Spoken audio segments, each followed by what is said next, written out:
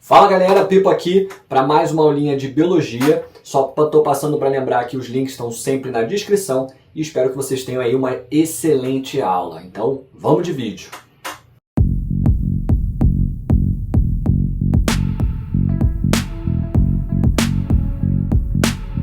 Uma aulinha de biologia para vocês de reprodução, aula de número 2, que a gente vai trabalhar os tipos de reprodução. Então a gente vai perpassar um pouquinho sobre a reprodução não só em humanos, né, mas em outros seres vivos e as variações que essa reprodução pode apresentar. Então, se reproduzir é um ato de, basicamente, ser vivo. Se a gente está aqui vivo, é porque a gente vai gerar filhos e vai gerar descendentes. Na nossa espécie, isso não tem sido uma obrigatoriedade, né? Porque a gente tem todas as outras questões econômicas, sociais, mas nas outras espécies isso é sinônimo de viver. Viver é passar seu DNA adiante, passar suas características adiante e manter a sua espécie perpetuada. Agora vamos lá. Quais são as duas grandes formas da gente ter a reprodução acontecendo? A gente tem a reprodução assexuada e a reprodução sexuada. Assexuada significa a ideia de sem sexo, mas sexuada e assexuada não é ter ou não ter o sexo, o ato sexual em si. É mais forte do que isso. O ato sexual aqui, ele pode acabar não acontecendo, mas pode haver troca de material genético. Então, por definição, uma reprodução assexuada é aquela que não há troca de material genético, não há troca de gametas ou de um material genético de uma forma mais simples. Enquanto que a reprodução sexuada, por outro lado, ela é aquela que vai haver uma troca aí de material genético. Inclusive, existem algumas linhas tênues, porque, por exemplo, a gente define principalmente reprodução sexuada como um tipo de reprodução que vai ser rápida e que só vai precisar de um único indivíduo. E ela vai se reproduzir sozinha, produzindo organismos geneticamente iguais. E aí uma pergunta que aparece, por exemplo, minhoca é hermafrodita. Tem os dois gametas, tem o masculino e o feminino. E ela pode se reproduzir sozinha. Nesse caso, seria um exemplo de reprodução assexuada? Não. Não porque é uma reprodução que o indivíduo faz sozinho, então isso perpassa pela definição de reprodução assexuada, mas não é assexuada porque há troca de material genético. Então o organismo que está sendo formado não é um organismo geneticamente igual, não é um clone, e sim um organismo diferente. Então por isso, por definição nesse caso da minhoca, seria uma reprodução sexuada. E o que é a reprodução sexuada, por se dizer? É a reprodução onde há troca desse material e por isso a gente vai criar organismos geneticamente diferentes, gerando mais variabilidade genética para a população. E é um tipo de reprodução, obviamente, que tem os seus percalços, tem os seus problemas. É uma reprodução mais lenta, em geral vai requerer 2 indivíduos, então não é tão simples, porque esses indivíduos precisam se encontrar, mas é a reprodução mais adequada para a sobrevivência da espécie. Porque a diversidade de uma espécie significa que ela vai estar mais disposta e mais capaz de reproduzir-se e de ser capaz de sobreviver a mudanças drásticas ambientais. Se todo mundo é igual, se um morrer, todos morrem. Se um sobreviver, todos sobrevivem. Então a diversidade é muito importante porque as mudanças ambientais estão acontecendo, sempre vão acontecer, e elas vão acabar selecionando os indivíduos mais capazes. Quanto maior a diferença, maior a chance de sobrevivência dessa espécie, tá? Agora, tem vários indivíduos que vivem em ambientes que não mudam constantemente. E aí, para isso, muitas vezes a reprodução assexuada pode ser uma boa solução. Vamos pegar um cenário onde a gente observa os dois. Imagine que uma população está vivendo num ambiente que não muda muito, mas a população está muito reduzida, ela sofreu muito com danos e por isso ela está muito pequenininha. Nesse caso, o ideal é a reprodução assexuada, porque ela consegue se reproduzir mais rápido e vai criar mais indivíduos. Porém, qual é a grande desvantagem? Esses indivíduos são todos iguais. Mas se depois de certo tempo, onde a gente já tem um tamanho populacional grande, esses indivíduos começam a se reproduzir de forma sexuada, a gente começa a gerar diversidade e eu vou ter vários indivíduos. Então, é uma questão momentânea, tá? Porém, a maioria dos organismos que a gente conhece, aqueles mais próximos a gente, só tem a opção de reprodução sexuada. É o caso da nossa espécie. A gente só pode se reproduzir por troca de gametas. Mas existem sim outros indivíduos, outros organismos que são capazes de fazer os dois tipos. Vermes são capazes de fazer os dois tipos, bactérias são capazes de fazer os dois tipos de reprodução, protozoários, fungos, entre aspas, também. Então a gente tem sim aí múltiplas possibilidades e é por isso que a gente vai estudar esses tipos de reprodução. Agora, vamos entender alguns outros, assim, alterações, outras características dessas reproduções.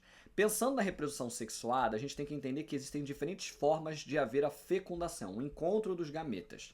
A gente pode ter a fecundação acontecendo no meio externo, então em geral esses gametas vão ser jogados no ambiente aquático, porque é um ambiente onde a gente pode ter o encontro dos gametas, no ambiente terrestre isso não é possível.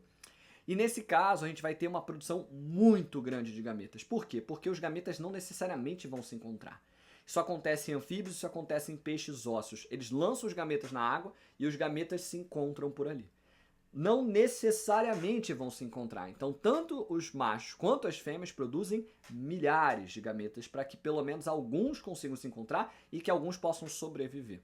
Agora, répteis, aves, mamíferos e até peixes cartilaginosos fazem um tipo de fecundação que é interna. Os gametas masculinos são colocados dentro da fêmea, então é interno em relação ao corpo. E por serem colocados dentro da fêmea, há uma maior certeza de encontro desses gametas. Até por isso, as fêmeas vão produzir bem menos gametas comparado àqueles tipos de espécies que fazem fecundação externa. Macho, em via de regra, sempre produz muitos gametas, tá? Porque alguns deles não vão acabar encontrando e a ideia é que haja até uma seleção ali, ou seja, só o melhor gameta vai conseguir encontrar os gametas femininos.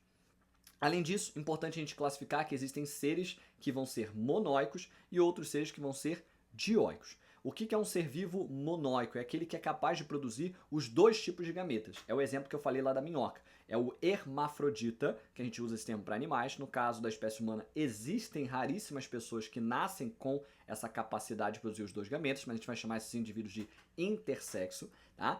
Mas a ideia de produzir dois gametas significa dizer que esse indivíduo, em tese, poderia se reproduzir sozinho, sexuadamente, mas sozinho, tá? Mas isso não vai ser tão comum aí nos mamíferos e nos animais próximos a gente, só em organismos aí mais antigos. E quando acontece em mamíferos, em répteis, em geral, é que nem na nossa espécie. É um caso mais raro, tá? Por alguma alteração genética. Agora, como a gente pode classificar então a nossa espécie? Nossa espécie é dioica em via de regra, ou seja, eu produzo um único tipo de gameta. Ou eu produzo o gameta masculino, ou eu produzo o gameta feminino, tá bom? Agora, vamos dar sequência e entender que a reprodução sexuada sim pode ter essas pequenas variações, mas vejam que é muito semelhante. Os gametas precisam se encontrar e vai gerar um novo indivíduo, um terceiro indivíduo mais complexo.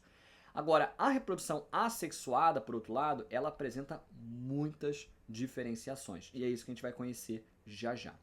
Antes, bem rápido, a gente vai falar que existe uma mudança de desenvolvimento embrionário. Isso aqui é lembrança, porque em geral vocês falam muito sobre isso em ensino fundamental. O ensino médio não traz tanto esse conceito. O que é ser ovíparo, vivíparo ou ovovivíparo, tá?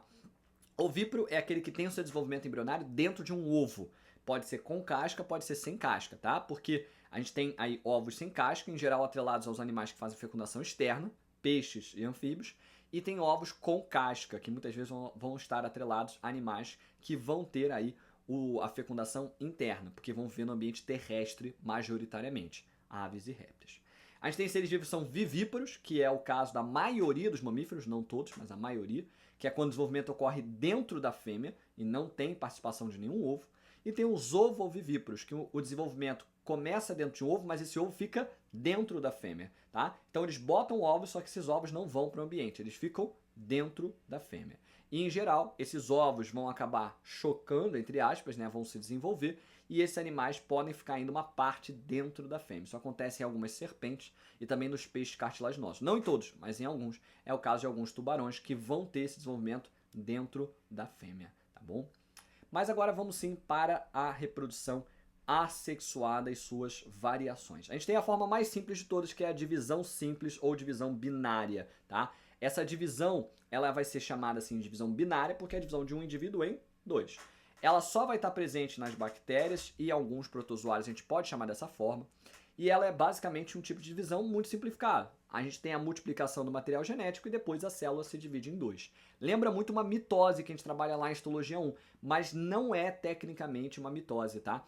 A gente está falando aí, na verdade, de uma divisão onde não há todas aquelas etapas. É mais simples que isso. É a duplicação do material genético e a duplicação do citoplasma. Só isso.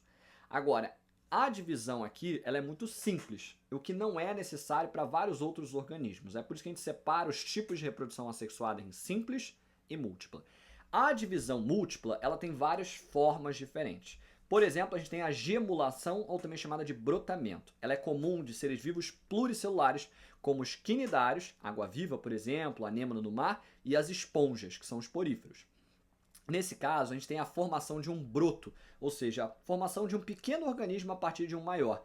Esse broto cresce, cresce, cresce, se desenvolve e eventualmente ele se destaca do original, formando dois indivíduos. Aqui a gente vê a formação de duas anêmonas a partir dessa original. Por ser uma reprodução assexuada, eu estou criando um indivíduo que é geneticamente igual, tá? Esses quinidários e esses poríferos têm a habilidade, tá, de fazer tanto a reprodução sexuada quanto assexuada. Essa aqui é apenas a forma de reprodução assexuada deles. Quando eles querem gerar indivíduos diferentes, eles produzem gametas na água que se encontram, tá bom? Outra forma que existe é aí a reprodução vegetal, que a gente tem sim como ver vegetais se reproduzindo de forma assexuada, em geral com auxílio de humanos, mas a gente pode ver acontecendo naturalmente. É o caso, por exemplo, de bananeira. Bananeira, ela cai por causa do peso do cacho da banana. A banana em si não tem mais semente, porque essa banana perde aí na nossa história as sementes. Agora, o caule da bananeira pode levar ao desenvolvimento de um clone e aí nasce uma nova bananeira. Tá? A gente tem, do ponto de vista aí de auxílio humano, 3 formas que a gente acaba usando na agricultura. O que a gente chama de estaquia, enxertia e também a gente pode ter a formação de cavalos. Aqui, essa formação já é um pouco mais complicada, mas eu vou falar já já sobre ela. Vamos focar nas mais simples. Estaquia, o que é estaquia? É pegar uma estaca, pegar um ramo. Então eu desloco um galho, por exemplo, daquela árvore, eu vou colocar ela no solo, muitas vezes solo ideal que ele esteja associado a um hormônio vegetal chamado de auxina, e a gente vai ver a formação de raízes a partir desse caule. Depois eu pego esse pequeno galho que está no solo e coloco ele em um determinado novo ambiente. É o que a gente chama de uma muda, né? Então é um galhozinho com o solo em volta. A partir dessa muda, eu vou ter a formação de uma nova planta, um novo indivíduo que é geneticamente igual ao outro. Por que eu digo que a gente usa muito isso na agricultura? Imagina que eu tenho uma macieira que produz aquelas maçãs perfeitas, bonitas, suculentas. Eu não vou querer ter um risco de produzir uma maçã de má qualidade, porque se eu tiver essa produção, são 6 meses, 3 meses muitas vezes de plantação que me gerou um problema depois na venda, que vai me gerar problemas financeiros. Então muitas vezes hoje, na agricultura, o que os agricultores fazem? Eles criam clones, porque eles vão ter mais certeza da qualidade do fruto, a qualidade do alimento que eles estão produzindo. Existe um grande problema nisso, porque se eu só tenho organismos geneticamente iguais, se eu tiver um problema ambiental, se eu tiver um problema de uma praga, se afeta uma planta, vai afetar todas elas. Mas é um risco que eles estão dispostos muitas vezes a tomar. Outra que a gente pode fazer é a enxertia. A enxertia é colaborar tecidos, ou seja, eu posso amarrar aqui 2 plantinhas juntas para que elas possam aproveitar a seiva uma da outra. Isso muitas vezes vai ser necessário caso a gente tenha lesão de um órgão vegetal, posso ter um caule derrubado e aí eu posso muitas vezes fazer o aproveitamento dele para que a gente possa aí aproveitar esse ser vivo. Acaba criando um clone uma vez que a gente está fazendo um novo indivíduo que é geneticamente igual àquele que eu já tinha. E a fase aqui de garfagem ou a formação de cavalo, ela é um pouco mais complexa. Muita gente não considera isso aqui uma reprodução, tá? E na verdade é uma forma de salvar uma planta que não está conseguindo se desenvolver porque as raízes não estão conseguindo crescer naquele solo. E aí o que eu pego? Eu pego, por exemplo, uma planta que cresce em qualquer solo, eu deixo ela crescer, ela forma as suas raízes e depois eu vou lá e pum, eu corto o caule dela. E aqui está o que sobrou, ou seja, eu tenho a raiz aqui presa ao solo, mas eu não tenho mais a planta daqui para cima. E eu vou lá e boto o que no lugar? Eu encaixo o caule de outra planta, aquela planta que eu tinha o objetivo de desenvolver, mas que não estava conseguindo formar raízes naquele local. O que vai acontecer? Vai haver uma conexão entre essas células. Então os vasos de transporte de seiva dessa planta aqui que está fornecendo a raiz vai se conectar com a planta aqui que está fornecendo folhas, frutos, flores, e eu vou conseguir o desenvolvimento dela. É bem complexo, tá? Mas na verdade eu gosto de comentar isso aqui em reprodução apenas para que vocês possam entender que a planta também é capaz, tá, de fazer reprodução assexuada. Ela pode fazer naturalmente, é o caso da bananeira, mas em geral ela vai estar sempre atrelada à auxiliação de um trabalho de um humano, tá bom? Outro processo é conhecido como esporulação. A esporulação é a produção de esporos. Como que acontece isso? A produção de esporos nos fungos acontece a partir de uma divisão sucessiva do núcleo. Então, a gente tem uma célula aqui na qual o núcleo se divide várias vezes, então é uma única célula, mas agora polinucleada. A partir desse grande quantidade de núcleos, a gente vai ter a formação de um sincício, que é um extravasamento de citoplasma, ou seja, o citoplasma começa a crescer, e depois é que ele se fragmenta em várias células diferentes.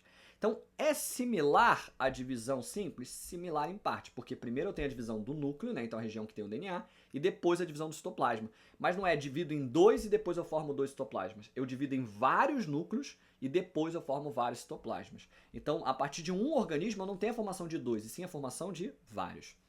No caso de protozoário, é assim que eles se reproduzem. Então, eu tenho a partir de um indivíduo, vários núcleos e depois vários indivíduos. No caso de fungos, essas células que estão sendo produzidas são chamadas de esporos. Não só porque elas são produzidas aos montes, mas também pelo fato delas formarem uma estrutura muito mais bem protegida. Então, o esporo é uma célula que ela tem uma capacidade de sobrevivência muito maior no ambiente. Porque o ideal é que ela seja lançada no solo e depois, quando o ambiente for adequado, o ambiente for aí bom para aquele indivíduo, ele se desenvolve e forma um novo fungo. Tá? Esse tipo de processo de reprodução de fungo a gente trabalha mais sistemática, mas eu quero que vocês entendam que aqui basicamente consiste na formação de uma divisão múltipla, ou seja, eu primeiro divido vários núcleos e depois vários citoplasmas, e depois esses esporos tendem a cair no solo e germinar e formar novos fungos. Agora, além desses casos mais clássicos, entre aspas, né? Sei que muitos desses nomes aqui não são tão comuns assim de vestibular, mas tem casos que a gente chama de especiais, são um pouco diferentes e mais raros de aparecer dentro do nosso reino animal. Um dos casos mais famosos, e esse aqui acaba sendo mais presente até do que os outros em vestibular, é a partenogênese. Partenogênese ocorre toda vez que a gente tem um desenvolvimento de um óvulo que não foi fecundado. Em algumas espécies isso é um caso assim de ambientes extremos, é o caso, por exemplo, do escorpião amarelo, que todos os machos morreram, então as fêmeas começaram a se reproduzir dessa forma, elas produzem óvulos que não vão acabar tendo a fecundação, mas ainda assim são capazes de formar uma nova fêmea, que é um clone daquela original, tá? Agora, em outras espécies isso é comum, é corriqueiro, tá? É o caso, por exemplo, de insetos que têm a vida em sociedade, como as abelhas. Como é que funciona no caso dessas espécies, tá? A rainha e o zangão são aqueles que a gente conhece como fêmea e macho clássico da espécie. Mas tem que lembrar que também tem as abelhas operárias. Operárias e rainhas são fêmeas e zangões são machos. Qual é a diferença sexual entre os dois? A gente viu isso lá na aula de genética em heranças sexuais, tá? O zangão, ele só tem metade do DNA. O zangão é haploide, enquanto que toda fêmea, rainha e operária são diploide. E aí, como é que vai funcionar essa reprodução? Toda vez que a rainha quiser produzir um zangão novo, ela simplesmente faz meiose e produz um gameta e não fecunda. Esse gameta se desenvolve.